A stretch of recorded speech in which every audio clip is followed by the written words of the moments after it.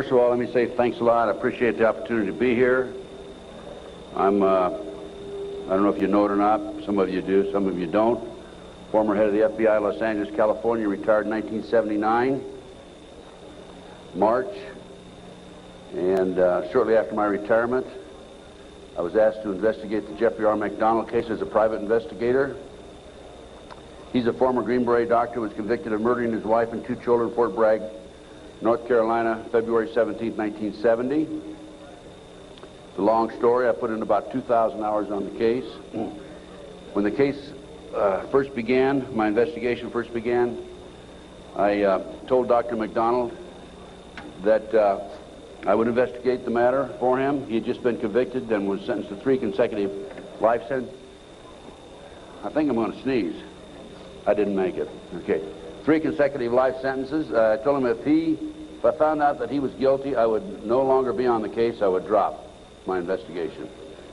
Much to my surprise, from the evidence that I read, information that I developed over a period of several years, I've established beyond any question of a doubt that this man is absolutely innocent. And on October 25, 1980, I obtained a signed confession from Helena Stokely, the girl in the floppy hat, if you know the case.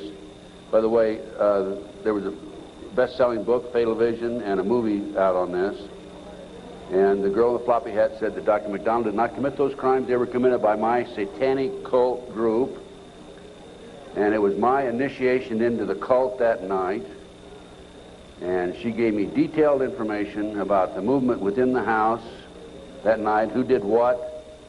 And I said to her, Helena, how do I know you're telling me the truth? And so one of the questions I asked her, the whole series of questions I asked her, and this is on audio video, in some instances the video, but always on audio. She said, I said, Helena, tell me about describe the jewelry box on the dresser in the master bedroom. And she described it right to a T. And just to make sure, I went down to Sears Roebuck and got a catalog and brought it back, and I said, Helena, pick out the jewelry box in this catalog that was on the dresser. She picked out the jewelry box. It matched.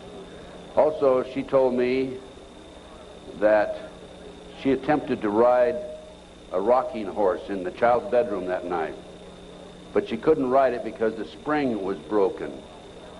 The only way she could have known that spring was broken was to have been there the night of the murders, February 17, 1970.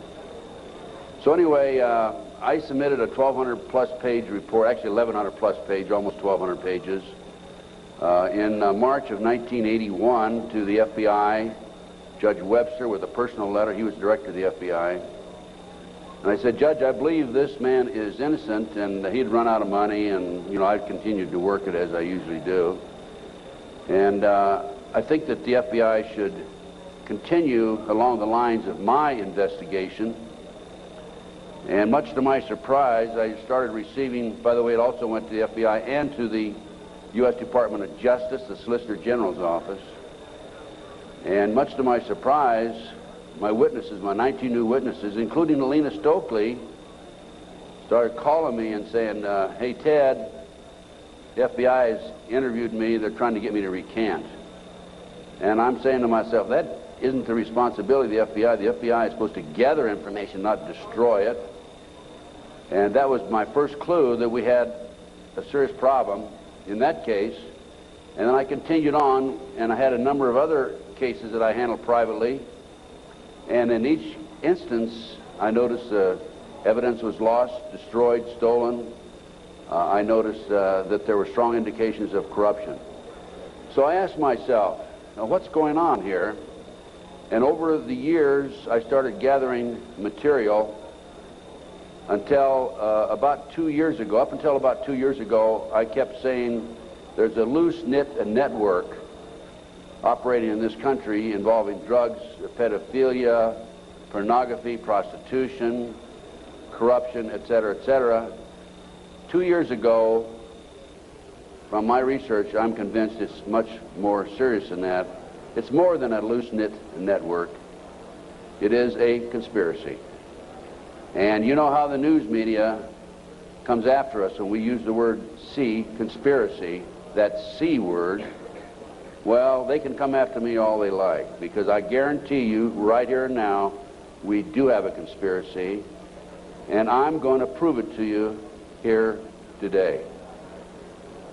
Now, one of the things that convinced me and really got me started in this regard, by the way, this conspiracy involves pornography, drugs, corruption, involves pedophilia, involves organized child kidnapping rings, the Finders out of Washington, D.C., CIA cover, covert operation, involved in the international trafficking of children, terrorism, bank accounts, and the word, and it goes on and on. By the way, I strongly urge you to go to my booth after this lecture and get my research, my book and my research on missing children. We're going to go into that a little bit in the lecture. But my Missing Children lecture documents that the Finders, an organization in Washington, D.C., this CIA front. It's a covert operation. They're involved in the international trafficking of children. And I have a U.S. Customs report, official U.S. Customs report, in my book on the missing children. So I urge you to get it. It's only $10. Now, if you buy any of my products, any of my research, I beg of you, I don't want you to buy it unless you make a half a dozen copies and send it to your friends, okay? The name of the game with me is not copyright. I could care less about copyright. The name of the game is education, education, education. We need to know what's going on in this country today. So anything, any of my research that you buy, please make copies and get them out to your friends. That's what it's all about.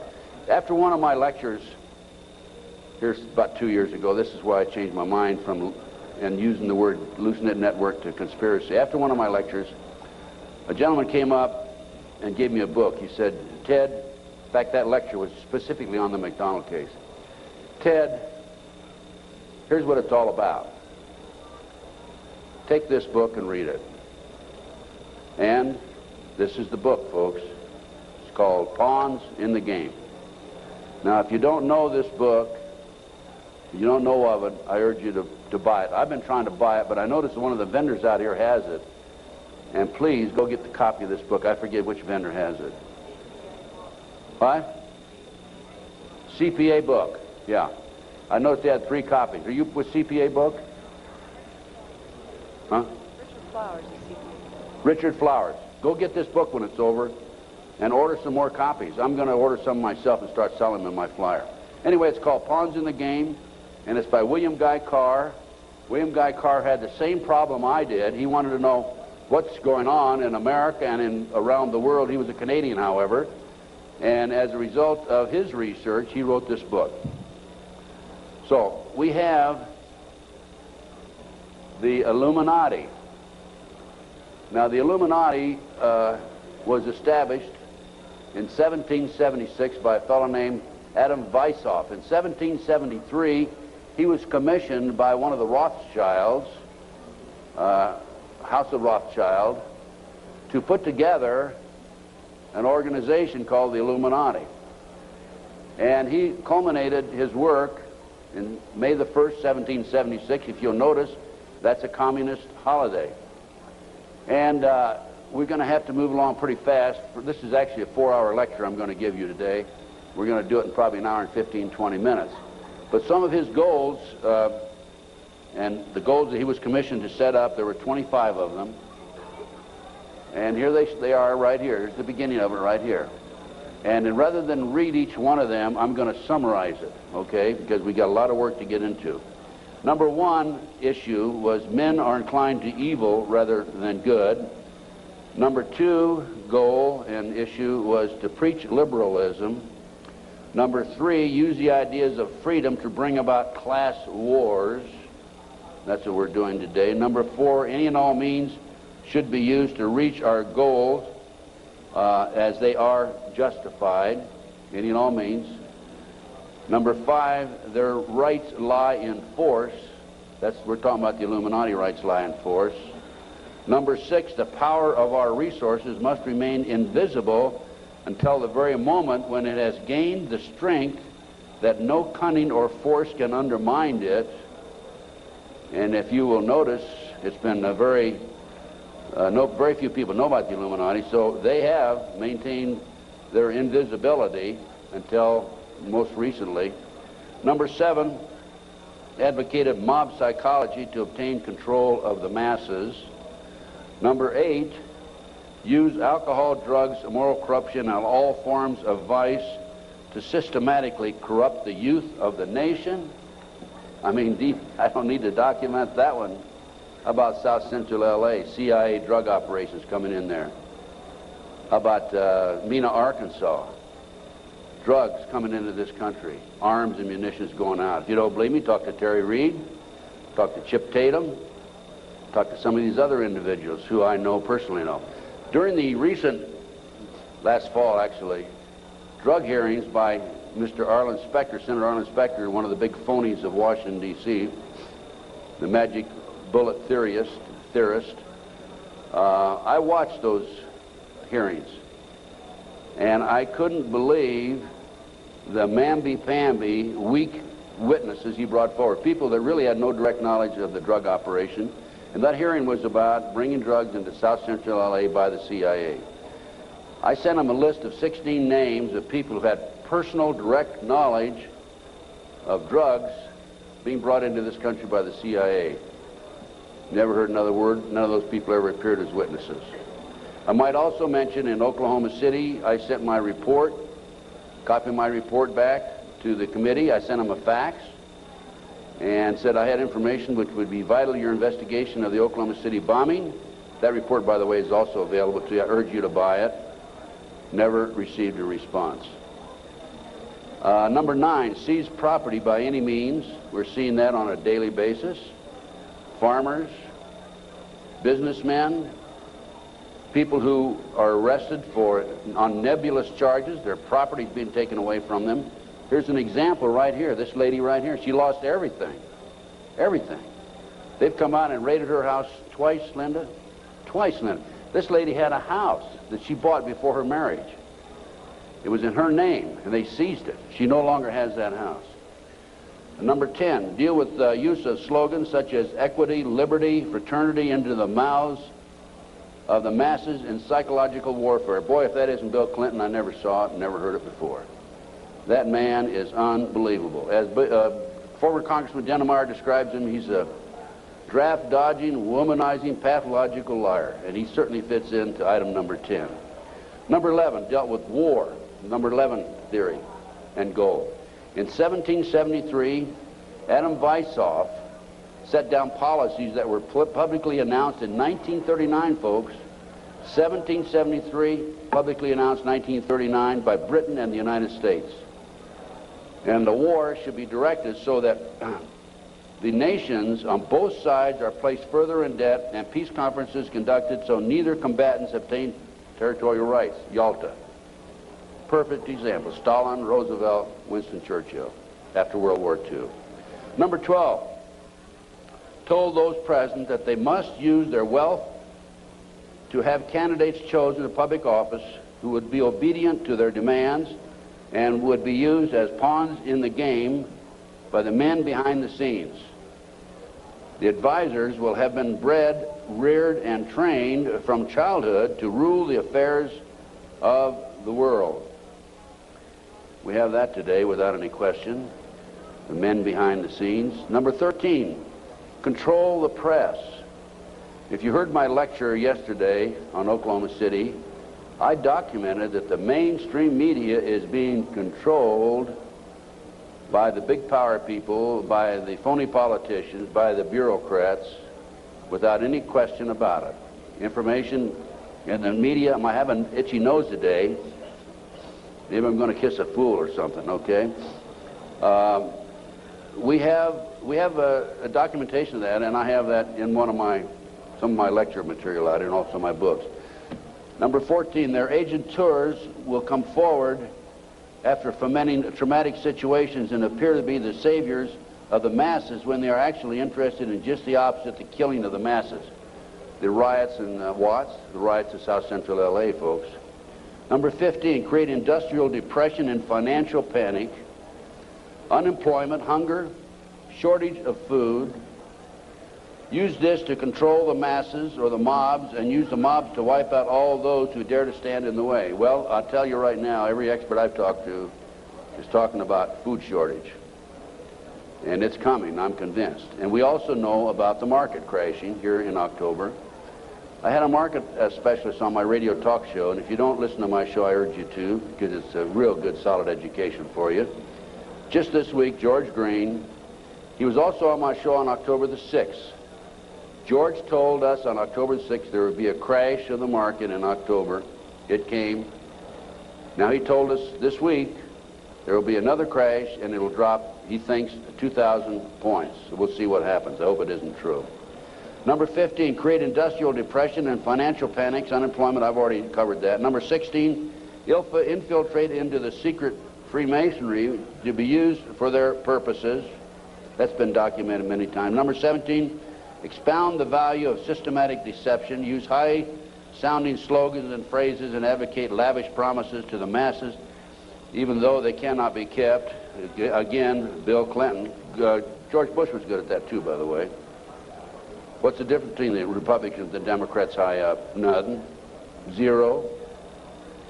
You know, Mr. A, who has a booth next to mine, Mysterious Mr. A, he talks about subliminal messages.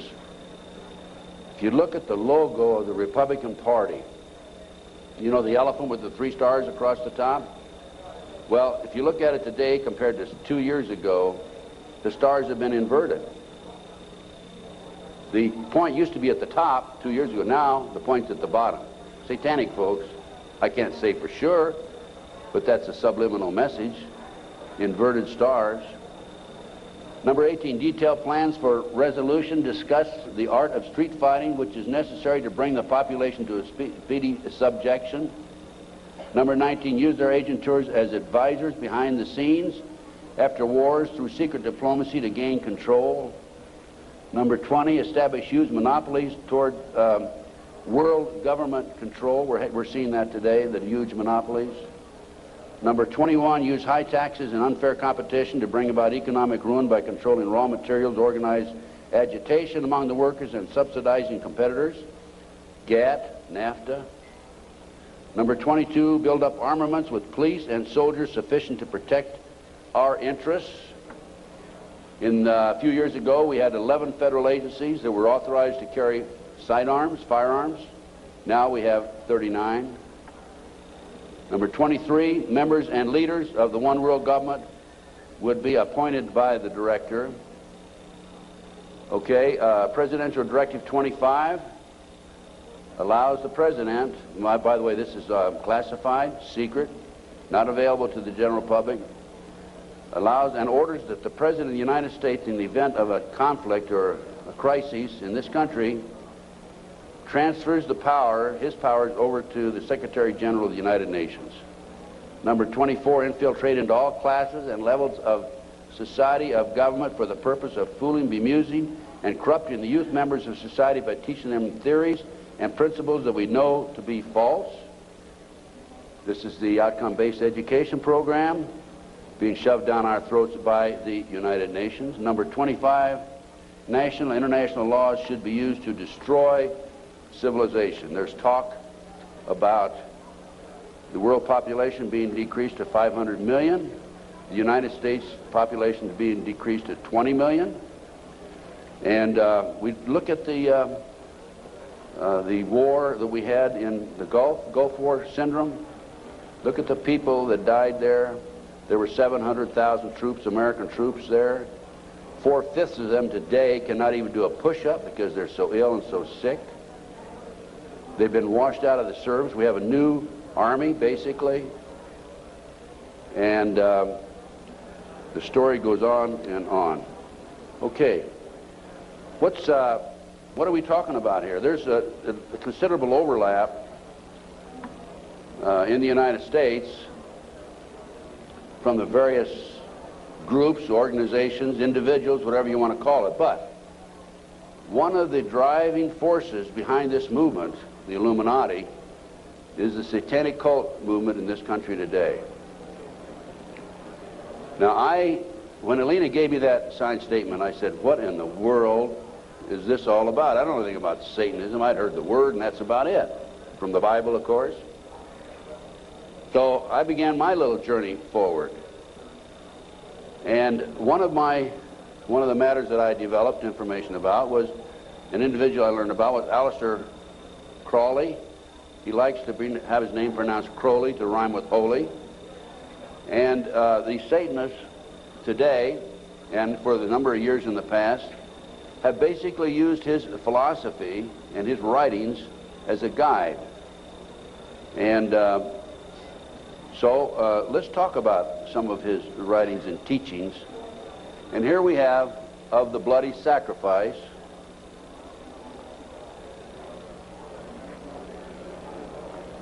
And here we have The Blood is the Life. And here on page 94 of his book, it would be unwise to condemn as irrational the practice of those savages who tear the heart and liver from an adversary and devour them while yet warm. In any case, it was the theory of the ancient magicians that any living being is a storehouse of energy varying in quantity according to the size and health of the animal, and in quality according to its mental and moral character. At the death of the animal, this energy is liberated suddenly. The animal should therefore be killed within the circle. We're talking about the satanic circle, or the triangle, as the base may be, so that its energy cannot escape. An animal should be selected whose nature accords with that of the ceremony. Thus, by sacrificing a female lamb, one would not obtain any appreciative quantity of the fierce energy useful to a magician who was invoking Mars. In such a case, a ram would be more suitable, and this ram should be virgin. The whole potential of its original total energy should not have been diminished in any ways. And now listen to this sentence, folks, closely. For the highest spiritual working, one must accordingly choose that victim which contains the greatest and purest force. A male child of perfect innocence and high intelligence is the most satisfactory and suitable system. We're talking about human sacrifices. There are, in my estimation, over 3 million practicing Satanists in America today. Now, how did I come up with those figures? I have informants. I have an informant in South Central LA, population of 200,000, told me there are 3,000 practicing Satanists in that area. That's where the famous, well-known case, McMartin case on the preschool took place.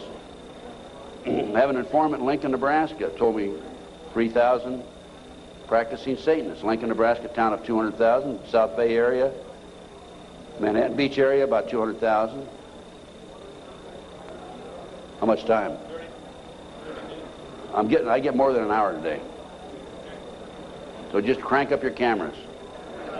Huh? I'm going to take an hour and a half. Okay? I'm going to take every minute I can give to you folks, because you need to soak this into your brain. Iowa City, Iowa, town of 150,000. 100,000, 1,500 informants. That averages out about 1.5% of the population. Anyway, this is, we're talking about human sacrifice. About 50 to 60,000 individuals are sacrificed every year. There are 8 basic satanic holidays. There are other holidays for the various covens, but there are 8 basic ones that they all honor. Now, one of the practices, this is another book of Aleister Crowley.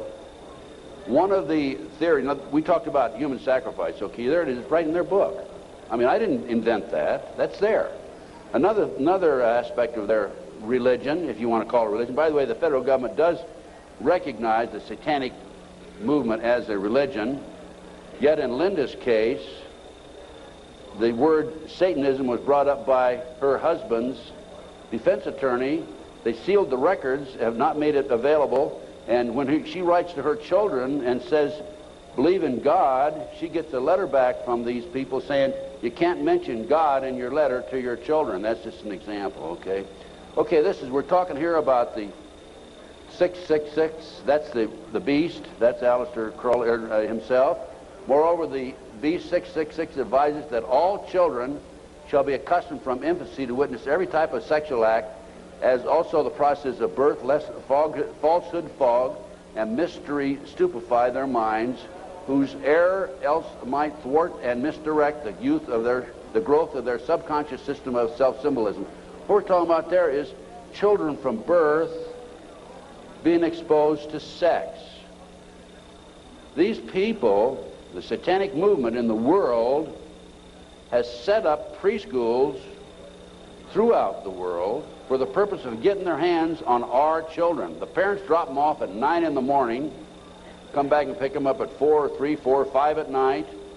In the meantime, in many of these preschools, the children are exposed to sex from the time of birth. In Linda Wiegand's case, it's exactly what happened. These children have been exposed to sex from the time that her ex-husband got his hands on those babies right up to the present time. And I have a page missing, and I'll have to dig that one up some. I don't know what happened to that page. Maybe the Satanist got it. It may therefore be considered improper as a general rule for your sexual gratification to destroy, deform, or displease any other star. Mutual consent to the act is the condition thereof. It must, of course, be understood that such consent, and we're talking about sex now, is not always explicit. There are cases where seduction or rape may be emancipation or initiation to another. Such acts can only be judged by the result. What they're saying is, it's all right to rape somebody. I mean, if they don't consent, it's all right to rape them because it's for the cause. Let's talk about the McMartin case. In April 1985, authorities went to the McMartin case and looked for tunnels under the school. The children had said that they were taken into tunnels under the school. There was a chamber down there. They were sexually molested. That involved ceremonies, adults with robes, candles, chanting. Adults had no clothes on under their robes. And they were taken up into a tunnel and a triplex, a bathroom trapdoor of the triplex next door. They were taken out in automobiles. We're talking about 2, 3, 4-year-old children, folks, and prostituted in the community. The authorities received this complaint in 1983. They began their investigation. The authorities finally, in 1985, went out and decided to look for the tunnels because they said the children were hallucinating. The children also said that they were taken by air up into a mountainous area where they were exposed to satanic ceremonies based on what they described, and brought back in time for the parents to pick up the kids. So the authorities didn't find anything. We're getting off. Pull those next slides.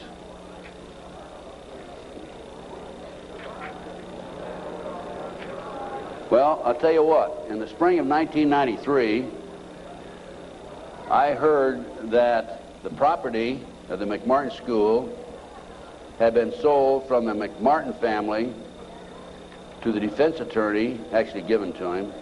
He didn't make enough off the county. His bill was only $3 million. And from there, he said he was broke and he sold it to a contractor. The contractor was going to build an office building on the space. And I heard that the contractor had this property, and so I went out and contacted him. And I said, dear sir, I would like to have access to that property. He said, I'll give you 2 weeks. I signed a contract, assumed liability, and along with some of the parents, we hired an archaeologist from UCLA, Dr. Gary Stickle, knowing full well that I'm not qualified to say there's tunnels under there, even if I found them. And we began our dig. At the end of 2 weeks, I had to stall, because Dr. Stickle was not quite ready to admit there were tunnels. It took us 34 days. At noon the 34th day, with the bulldozers, with their motors running, ready to knock the building down, he was going to knock the building down and then build this office building, Dr. Stickle said, you know, I can say without any question right now, there have been tunnels under the school. They were filled in. Now, I'm going to show you the documentation on the tunnels. This is it. No, keep it there. Keep that there. This is the what we found. This is a preliminary report. I have a 186-page scientific report available to you out here if you're interested, by the way. We found a 9-foot wide subterranean entrance under the west wall of dog room. There were 4 classrooms. That was Ray Bucky's room. By the way, Virginia McMartin and Ray Bucky were tried. Virginia, the grandmother, was acquitted. Ray had a hung jury. And we found these tunnels in the middle of the second trial of Ray Bucky. They could have been used to convict him. We called the prosecutor. He sent his investigator out, Mr. Perez. Mr. Perez told me, I don't want you entering in my conversation with the archaeologist. I said, why? He says, you're too argumentative. I said, well, okay, you go in and talk. I'll just keep my mouth shut. We went in, he talked, and he argued with the archaeologist. Here's an investigator not qualified to talk about tunnels. He said, there aren't any tunnels there, and the archaeologist, of course, argued. But anyway, they didn't use that evidence, strong evidence, in the second trial. They ignored it, right in the middle of the second trial. I might mention this. The children identified professional football players, professional baseball players, household name actors, actresses, and the son of the leading politician, not a leading politician, the leading politician in Los Angeles as being perpetrators. Okay, we found an avocado tree root cut on both sides of the entrance, and I'll show you this in just a few minutes. The entrance of the tunnel, as I said, it was 9 feet across the top, and on one side was a live avocado root, on the other side was a dead avocado root. They had to cut that out. We have this, by the way. We found a plastic Disney bag, copyright 1982, about 4.5 feet below the classroom floor, and 3 to 6 inches in from the entrance and under the foundation. Now, the reason that plastic Disney bag is so important is because we think that they filled the tunnel in 1982 when the complaint was initially brought to the attention of the authorities. I said 83 earlier, it's 82 when the complaint was made. And when they filled it in, the plastic Disney bag somehow or other flew in there as they were filling it in and nobody noticed it. Now, who says there is no God, right?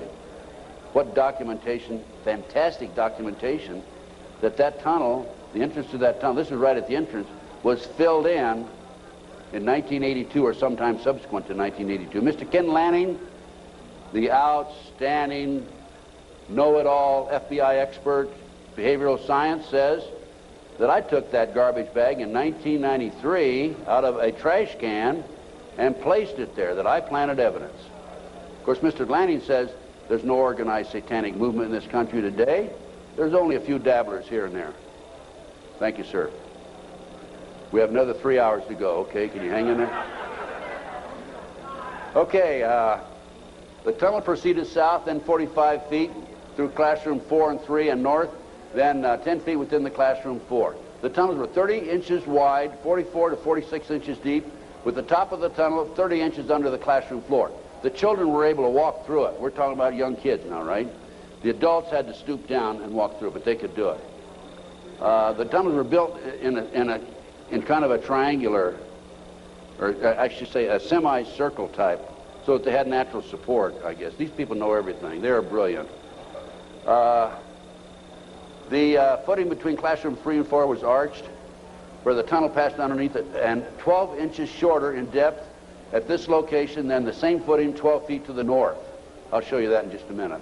That's significant, because the arch was where the tunnel went, and it was arched in that particular location, whereas 12 feet away, it was 12 inches longer or thicker. Footing between, let's see, there were 4 large upright containers were found in the tunnel under the arch, obviously hand-placed. A 9-foot wide chamber was found along the tunnel across classroom 4. The top of the chamber and the top of sections of the tunnel had layers of plywood covered with tar paper, which had apparently been supported by cinder blocks and 2x2 and 2x4 wooden posts found underneath. Tunnel features made it evident that the tunnels had been hand-dug. The 7-foot tunnel extended into the triplex next door. Tunnel extended from the bathrooms off the office and classroom 1 to the front yard of the triplex next door. Front yard concealed from the street by a 3-car garage. Children described the entrance and exiting tunnels in the triplex yard exactly where the tunnels and exit were found. A 39 by 41 inch area under a hole cut in this neighbor's bathroom floor had been excavated and subsequently tilled. Now, that was where the kids told us ahead of time that they were taking it up in a trapdoor in this bathroom. And there was a crawl space in the house about like this, and we got one of our skinny archaeologists to go in there, take pictures. The bathtub protruded underneath the floor of the bathroom. There was a bathroom in the back of the same building in another apartment. It did not protrude there. This was the space we're talking about, 39 by 41 inches. Just enough room for a kid to come up and be taken out. Other significant facts: small white plastic plate with 3 pentagrams, hand-drawn on the top of the light green paint, was found by the archaeologists. Pentagrams were hand-drawn by an adult and not part of the manufacturer's design. Many other artifacts were found whose analysis will be released upon completion of the test. The analysis has been released. That's the scientific report I told you about. No doorknobs were on classroom 3, only a dead bolt lock. Each classroom had an on and off switch which was labeled fire alarm. The system did not connect to the fire station but was used as an alert within the school if somebody came around. More than 2,000 artifacts were found under the school floor, including over 100 animal bones. Due to the constraints and time constraints and so forth, we had to discontinue the process on noon the 34th day. By the way, this cost us, a lot of people donated their time. It still costs us money. It cost us between $55,000 and $60,000. I personally put in $17,000, which I ended up, in many instances, paying over a long-term period payment plan. This is a floor plan of the whole lot. There is, right there, the building itself. This is the entrance, the concrete slab, a vacant lot there. This is a yard. And here's the avocado tree we're talking about. And here's the entrance right there. Now here is the tunnel. It came in here, extended here, and here's the chamber across here. We think, but didn't have time to explore this, the tunnel went up here. Now we definitely were able to come up with it here, right here, and it came into the bathroom over here. Okay. There's the entrance. 9 feet across here. I'll show you a diagram in a few minutes. There's the avocado tree. Those roots are live. Over here we had a dead avocado root. Okay, next. There's a plate that was found in the play yard, buried about 6 inches under the sand, with the pentagram on it. That's right. And here's a diagram of the tunnel. This is the entrance to the tunnel. Now that's the floor, the footing for the classroom 4. Here's the plastic Disney bag, was located right there, partially under the footing and partially out. And this AF means artificial fill. And this was the shape of the entrance. Okay.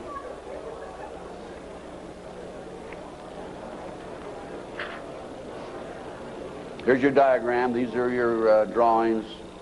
Artificial fill. Here's the avocado root there. Here's the dead root over there. Distance 120 or 21 inches below and 14 inches below the footing. There's the avocado root there, live avocado root. And these are all diagrams by the archaeologists. Good documentation. There's the roots themselves. That shows you the size, 2 centimeters. Next. There's the plastic Disney bag. Turn it over. There's the plastic Disney bag. Disney, classroom 82, 83. Sandwich bag. It was a sandwich bag. This shows the arch of the tunnel. Now, the school was built in 1966, which means the foundation was laid then. And here's your arch. And this is from classroom 4 here into classroom 3 over here. And it was 12 inches higher over to the left. Go ahead. There's yours truly looking up. This was in classroom 4, as I recall, and this is where the tunnel extended, right along here. Now, the reason the tunnel's been filled in, you have to understand that, and the reason the archaeologists could say that they were filled in is because the texture of the dirt that had been filled in was different than the natural texture. Okay. Just turn it off for a minute. In addition to the tunnels, I developed information that an abandoned satanic site was in Crestline, California. Crestline, California is in the mountains. The kids said, remember a few minutes ago, they were flown by jet, or flown, they didn't say jet, into the mountains. There's an airport 10 minutes from the McMartin Preschool. It's Hawthorne Airport. There's a landing strip in Crestline. I heard about this abandoned satanic site, and I went up to the site, took pictures. And this is what I, by the way, before I go on with this, I called the prosecutor in the McMartin case. And I told her, hey, I think I know where the children were taken. If they weren't, it's certainly worth looking at. And I will be glad to make this information available to you. And if you want to have the children go up and look at this abandoned satanic site, we can. She said, we're not interested. They weren't interested in hardcore evidence, the tunnel. They weren't interested in this abandoned satanic site. Go ahead. This is what we found. 666, one of the satanic signs. That's a stone on the site. The house had been up here. The day after the McMartin case broke in the news, the house burned to the ground. And it was here. The street's on the other side of the hill. You cannot see the site, this area down in here, from the street. You have to go in, would have to go in through the house and come down. And this, you can see it's quite elaborate. There's my associate, Judy Hansen, who works with me in L.A. And next. This is looking at the opposite direction of the picture we just took. And you can see there's San Bernardino down in there. And you can see that on the side of a mountain like that, nobody's going to find it unless you fly over with a helicopter. That's probably an altar, flattened stone. Also an altar, another altar that had been broken. This is, of course, you recognize the star. Now, this is a satanic symbol. Put the next one up. Hold the first one. There it is right there. Put the first one back on. Now overlay them. Turn it around that way. Okay, any question about that, folks? No. Now let's read what that says. Amsday, Asmodee, a strong and powerful king, appears with 3 heads, the first like a bull, the second like a man, the third like a ram. He has a serpent's tail, the webbed feet of a goose, and he vomits fire. He rides the infernal dragon, carries lance and pennon, and is the chief of the power of Amaman. He must be invoked, be bareheaded, or otherwise he will deceive. He gives the ring of virtues, teaches arithmetic, geometry, and other handicrafts, answers all questions, makes men invisible, indicates the place of concealed treasures, and guards them if within the domain of the Amaman. Oh, what do we got here? Another satanic symbol. You think that wasn't a satanic site? Overlay it. Okay. Is that it? The other way around, isn't it? Yeah. Flip it around. Okay, there you go. Okay, now let's read what that sign means. That is the seal of Amsmascale. I guess that, no, that's the wrong, that's the one before. Belial, a mighty king created next after Lucifer, appears in the form of a beautiful angel seated in a chariot of fire and speaking with a pleasant voice. He fell first amongst the superior angels who went before Michael and other heavenly angels. He distributes preferences of senatorships, causes favors of friends and foes, and gives excellent families. Familiar. He must have offering and sacrifices made to him. Next. And there's another satanic sign. I couldn't make that one out, so I couldn't match it with anything. obviously. Here's some ovens.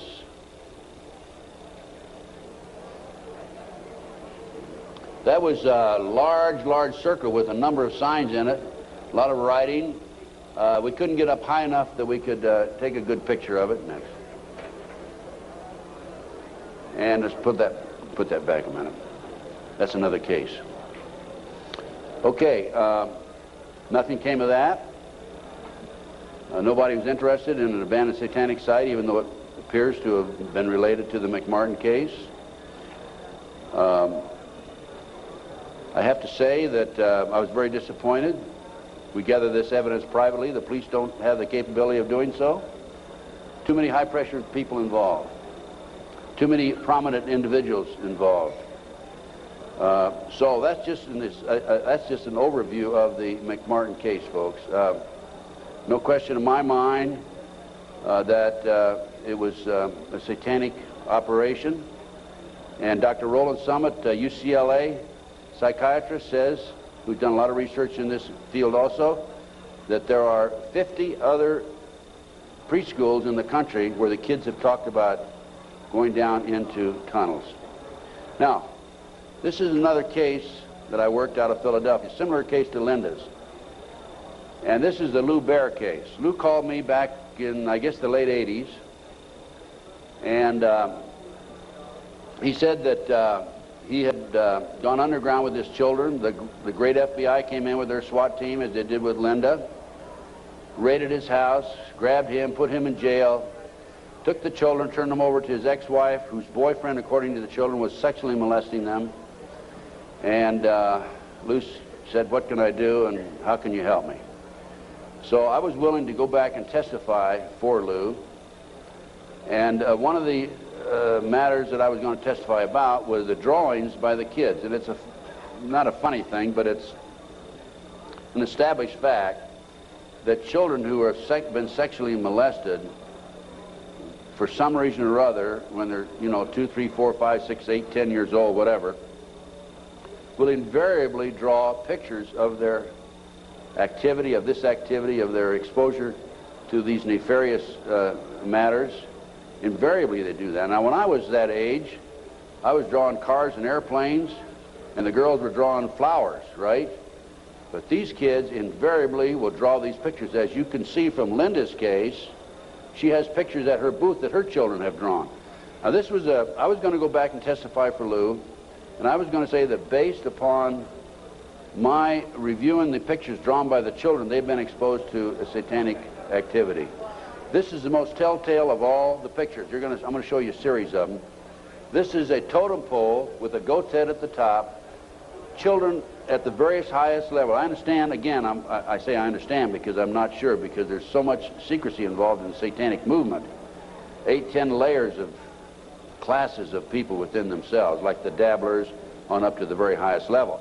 But from my sources and my informants, I've been told that the various highest level of Satanism, you will have the totem pole, which is usually 3 to 6 feet tall, made out of wood, with the goat head at the top. So I was going to testify that based on my experience, that these children were exposed to the highest level of Satanism mainly because of this drawing right here, the goat hole, the totem pole with the goat's head. The judge would not allow me on the witness stand. I flew all the way to Philadelphia from Los Angeles, wouldn't allow me to testify. These are some of the other drawings. This is a body on a slab, undoubtedly an altar where they sacrificing blood. The genitals, and let me mention this also, children who have never been sexually molested in a recent study, not a recent study, a study back about 7 or 8 years ago, children who have never been sexually molested do not draw the genitals. Children who have been sexually molested, a high percentage of them draw the genitals, and so children who have been ritualistically sexually molested, a higher percentage will draw the genitals. Little Matt Bear drew a picture of people, a fire, baby being thrown in the fire, human sacrifice, obviously. An altar, bone, liver, blood, kitty. And another ritual ceremony. Here's trees, people, fire. And another, people have no cloth on, he says. Table, knife, devil. Okay, that's the Lou Bear case. Now, I think we're gonna we got just a few more minutes, and I want Linda to take the podium, talk about her case. But I'm going to run through these next slides real fast, Linda. 100,000 children disappear every year per Reader's Digest, July 1982. Next. This is the official U.S. Customs report that establishes the great CIA, under the name Finders, a covert operation, is involved in the international trafficking of children. It's about 9 or 10 pages long. We'll just flip through the pages. If you want to take a look at this report, go to my table and take a look at it. And if you want, please buy it. It's $10. Make copies. Get it out to your friends. Okay, keep going. Just go real quick. Keep going. Go to the last page. Just flip them and then just go to the last page. That's how long it is. Keep going. And some more. That's it. Okay. The way this case came about is a group of children were seen in a park in Tallahassee, Florida in 1987. The police were called. The men were well dressed. They had a van. Police came out, talked to the kids. The kids said that they were en route to Mexico to a smart school. And the police traced that van back up to the Finders in Washington, D.C. They raided the Metropolitan Police Department, raided the Finders headquarters and also a warehouse. And they found all this paraphernalia. They found information about international trafficking of kids all over the world. The Finder, based on my research subsequent to that, again, CIA covert operation. The customs agent was called into it because of the possibility of pornography, and I guarantee that there was pornography involved. Guarantee, okay? Now, this report, this was his report. Again, this is available, Missing Children, $10 in my booth. This report is the final interview by the customs agent when he attempted to go over and get more information than he'd already developed. Okay, let's just go over this. Leave it there, leave it there. Yeah, leave it there. Okay. April 2, I arrived at the Metropolitan Police Department at approximately 9 a.m. Detective Bradley was not available. He was the detective who was supposed to help him. I spoke to a third party who was willing to discuss the case with me on a strictly off-the-record basis. I would advise that all the passport data had been turned over to the State Department for their investigation. They found passports in the van. The State Department, in turn, advised the Metropolitan Police that all travel and use of the passports by the holders of the passports was within the law and no action would be taken. This included travel to Moscow, North Korea, and North Vietnam during the late 50s and mid-70s. Folks, it was illegal to travel there to those countries during that period. The individual further advised me of circumstances which indicated that the investigation into the activity of the Finders had become a CIA internal matter. The Metropolitan Police report had been classified secret and was not available for review. I was advised that the FBI had withdrawn from the investigation several weeks prior, and that the FBI Foreign Counterintelligence Division, that's FBI headquarters, by the way, had directed the Metropolitan Police Department not to advise the FBI Washington field office, that's the field office, of anything that had transpired. No further information will be available, no further action will be taken. No action will be taken. The case was closed, and here we have a CIA internal matter.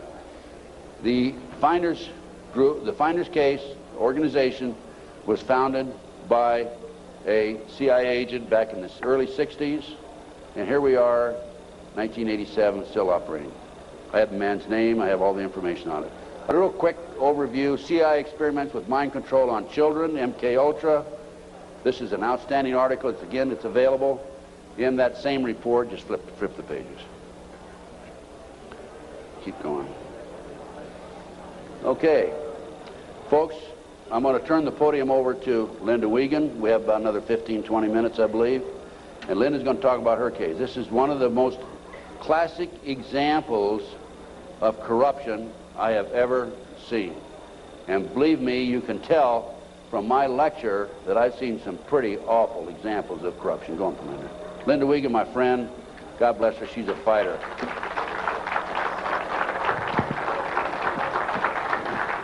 Thank you very much. Thanks.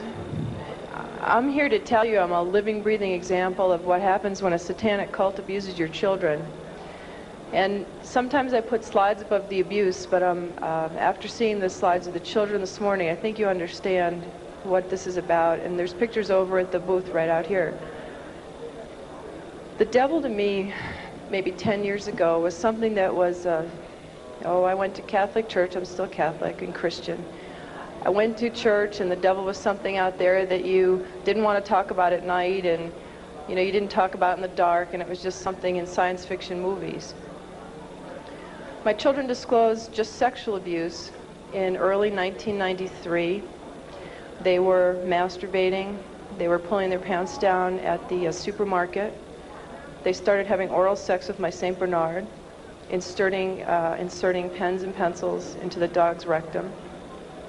The behavior got worse and worse and worse. I woke up one morning. I don't usually talk about this stuff. I woke up one morning to the bread, the butcher block that you cut bread on, because I'm a vegetarian, so it wasn't a butcher block. And there was a huge bread knife in the middle of the butcher block with a big pool of ketchup in the middle of it. And that was on my kitchen table. And I said to my children, what is this? Who did this? What does this mean? And my son John said, Mom, this is some of the things that we have to see and that have been done to us. I knew I had a big, big problem, and I had no idea what it was called. I called all over the country. I had children's drawings for the police. My husband was under arrest for sodomy and oral sex with my children. And I had all kinds of drawings that had circles and people with, there was black candles always in the middle of these tables, and all this oral and anal sex pictures. And I went to the Catholic Church and I said, I don't know what this is, but it seems to me these drawings are significant.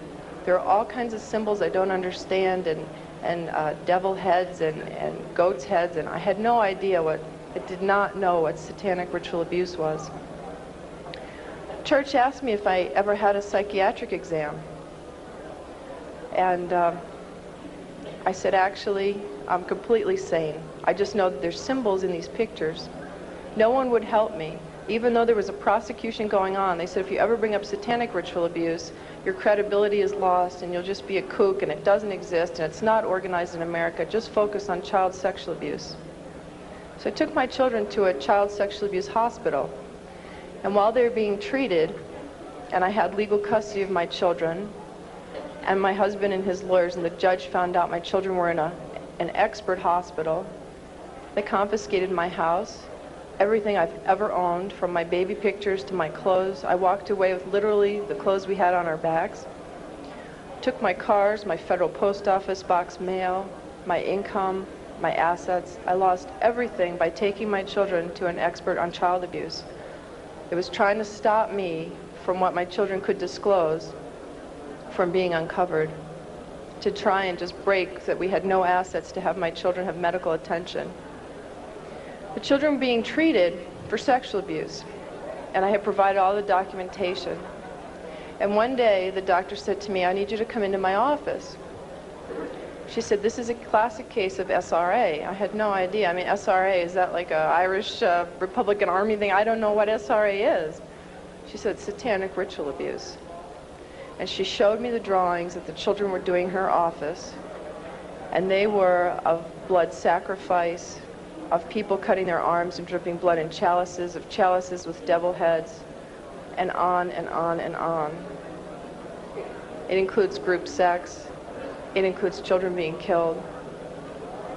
And I remember I just felt like my guts were just punched out of my body. I did not know what to do. I didn't know where to go. I called every organization in the country asking for help, children's organizations. And no one wants to acknowledge satanic ritual abuse. And all the child abuse organizations only say that they lobby. They don't actually help people. And so my quest to save my children has taken me here. And as a consequence, and I can tell you here today, there are other mothers who are here today to ask me for help, who have children that were victims of satanic ritual abuse. And it's really hard for me because I'm only one person, and my life has been annihilated, although I have to say it's being rebuilt for the better. But John and Ben, my boys, are 11 and 8, and have lived for 15 or 16 months in the home of a satanic abuser who has been documented as a member of a cult, who 25 people and the state's attorney in Connecticut are investigating and have substantiated sexual abuse and the cult. And yet the governor and no one has been acting to protect my children. So it makes me wonder just how high this goes. But I'll tell you a story about a little boy that affected my life, and I guess it's besides John and Ben, who I always think about and who I want to stop this from ever happening to another child again. I heard a story about a little 8-year-old boy. His mom had taken him to protect him, and they were found. And I had been underground for 3 years, by the way. The mother and this little boy were found. The little boy was taken to a basement. He was crucified alive. First he was skinned. When they torture the children, it causes a physical reaction of the endomorphins in your body to just increase because of the terror and the pain. So when the Satanists drink the blood, they actually get like a chemical, a high, like a drug high from the blood of a tortured victim. And this little boy was found in the basement dead, with no blood, skinned alive and crucified. This cannot happen to any more children. I can't do it alone. My children are there. It's really hard. I need each one of you to know this is not a fairy tale. This is not something out of science fiction. I was a mom who ran a charity and baked oatmeal cookies for my kids. And because my children are victims, I have to stand here and I have to tell you these horrible stories. And I could tell them all day and all night, because both Ted and I get letters and calls for people begging for help all over the country right now. And the only way we can help them is to help save John and Ben first, set the precedence. We will not tolerate this anymore, not only to the children, but to our own lives. And we will not tolerate this. We must stand together. And I ask you to please, especially prayer and donations and letters, and help me save John and Ben. And then the rest of us are forming a task force to go around the country and start saving everybody else. Thank you very much.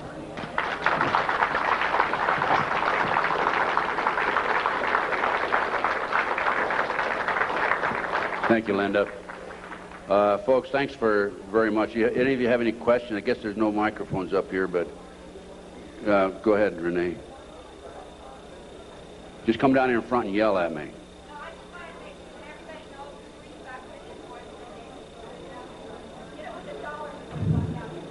It's immediately behind this curtain on the left, and if you can just go put a few dollars in the basket there, it'll help. What we have now is we have a team of investigators organized in Connecticut. Many of them are working on a voluntary basis. Some are charging a minimal amount, the discount rate. We have attorney fees. We have filing fees to file the civil rights federal violation case against the 4 judges.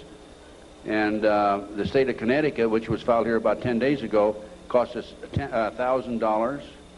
We served the 4 judges, 2 attorneys, and the governor with letters just about 2 days ago telling them unless they release the oldest boy back to Linda.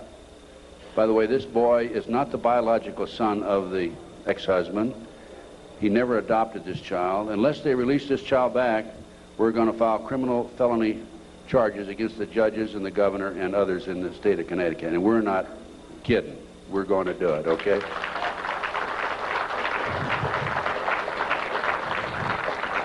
We have been working with a friend of mine. I brought him into the case, Jack Firm, a paralegal, Las Vegas, and he's probably one of the most brilliant men I've ever known. He's doing circles around these attorneys who have taken thousands of dollars, by the way, and he is really responsible for what's happening today more than anybody else. We're all a team, but still he's the one main man in the arena as far as the law is concerned. Any other questions that we have? Yes, come on up to the microphone, please. Come to the microphone, because they need to get this recorded. We listen to your stories, and we wonder if this happens to us or our family or anything. Where would you go, and who would you go to? You quit the FBI. Terry Reid quit. And you implied that the governor, right on down, and, the president and all are crooked as a dog's hind leg. Who would you talk to if you had a problem tomorrow? Who would you talk to if you had a problem tomorrow? Give me a call. I'll help as best I can. I have a network of people that can probably help you. I've had a number of people contact me over the last several years, and I refer them to other experts, and we'll have to take each case at a time, but if we can help you, just give us a call. I have a flyer out here. It's got my phone number on it. No, I'm referring to something happens here in Denver. I need help. Do I call the police? Do I call the governor? Who do I call? If they're all crooked, as you implied, and I believe you, you go to them and they draw a line and say, we're not going to investigate. What do you do? Well, that's why I'm saying call me. Because we have the network of people, and we're in the process of forming a foundation, and we're going to be seeking some money to finance it. And as Linda said, we're going to have a task force that will go around the country and handle these problems. We're probably going to be busier than the one-armed paper hanger, but just give us a call. We'll do what we can to help you. We'll try to help you. Can you go to the police? Yes, go to the police. Make a matter of record. What I suggest you do with the police is go talk to them personally, and then go back and write a letter, confirm your conversation, send it registered mail so you have it on record. Anybody you talk to in these type cases, make sure you have it a matter of record. Certified mail. Yes, question. Yes, will you name public profile figures that were suspects out in the California case? The people that were named by the children? Can you do that? No, I can't name them because I can't prove it. All I can tell you is what the kids said. And the kids, they basically have said that the children were not credible. And I think if I said anything, I'd be open myself to a lawsuit. I'm not afraid. If I could name them without being sued, I would. But believe me, they're very prominent people. They're household words. What elements of possible satanic abuse do you see in the JonBenét case? Interesting question. What elements of possible satanic activity do I see in the Benet case? I can't prove it. From the day that case broke in the news until today, I see signs of it, indications of it. The tourniquet around the little girl's neck. One of the practices that they have in their mind control activity is to take a child right up near death and then bring them back from close to death. I would suspect that that's a possibility here, that they took this child too far and the child passed away. I don't know again, but I'm saying based on my experience and expertise, good possibility of that. I'd say there's a good possibility that, in fact, I'm confident that the family knows much more than what they're telling. The fact that they were not cooperative for a number of months would indicate that. My instincts tell me that. I would have to say she was probably a victim of a pedophile operation or a pedophile ring, which dovetails into Satanism and cult activity. Any other questions? Well, thanks, folks. I enjoyed appearing before you, and I hope you learned something. Go buy some of my research and make copies and pass it out. Education.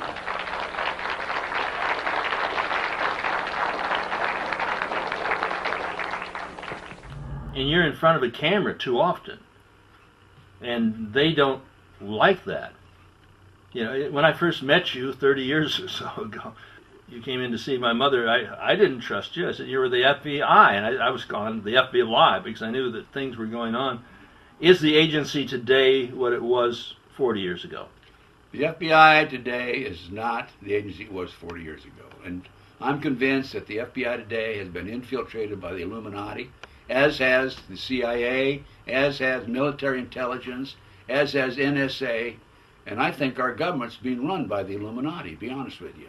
Well, the CIA has been often called the enforcement arm of the CFR, the Council on Foreign Relations, at 58 East 68th Street in New York City. It's the Rockefeller Bund, the Cassius cartel that owns the Federal Reserve. They are involved with the Bank of England. We're seeing the major operation coming from London and from New York City and Washington. Do you think that these craft are military? Is this done by, do you think Leon Panetta is flying out the military, or is this private contractors, possibly through Evergreen Air, that would be putting these dispersants upon us? Well, I believe, since you have the Lincoln, Nebraska Air National Guard involved, I would say it's government.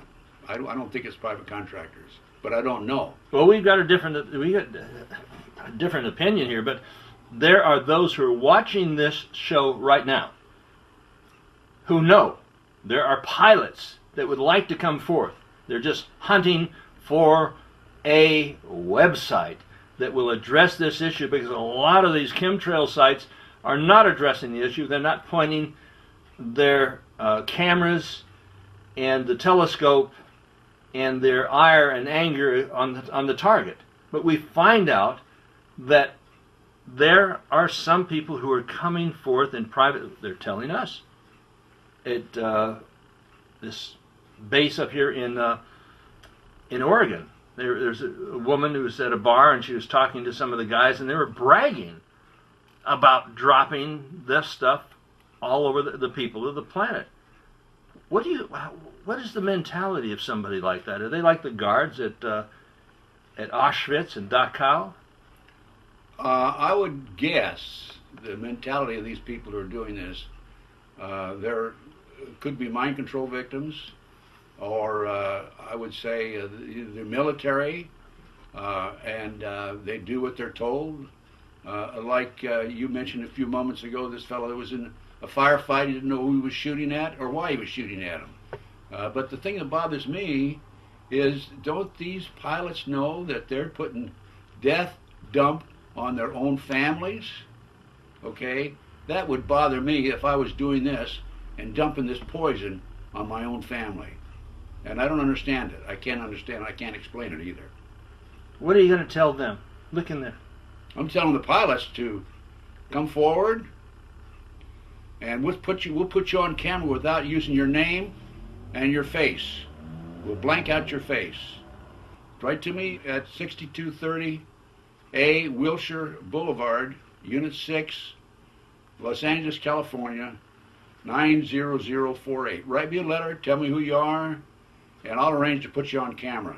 We'll blank out your face, we'll blank out your identity, and we'll go from there. AIRCRAP, aircraft. Aircraft. Okay, ladies and gentlemen, email your information to aircraft, AIRCRAP.org at gmail.com.